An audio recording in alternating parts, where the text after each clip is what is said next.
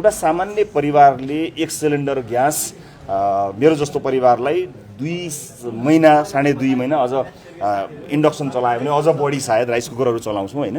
हामीलाई 2 महिना 2.5 महिना एउटा सिलिन्डर पुग्छ। सम्झनुहोस् हामी केही पहुँच भएका मानिसहरू जो एक्स्ट्रा सिलिन्डर राख्न सक्छौँ। मैले 4वटा सिलिन्डर भरे भने मैले 8 महिनाको स्टक राखेँ।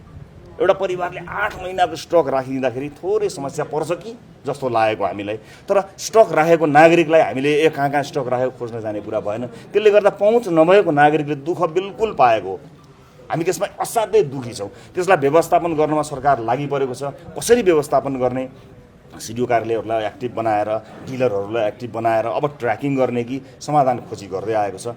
फेरि पनि सरकारमा योभन्दा ठुलै समस्या आउँछ, तर त्यसलाई समाधान गर्ने क्षमता सरकारले राख्छ कि राख्दैन, त्यो नियतका साथ काम गर्छ कि गर्दैन भन्ने कुरा हो। हिजोभन्दा आज अलि सरल हुँदै गएकै छ होला, भोलि अझ सरल हुँदै जान्छ।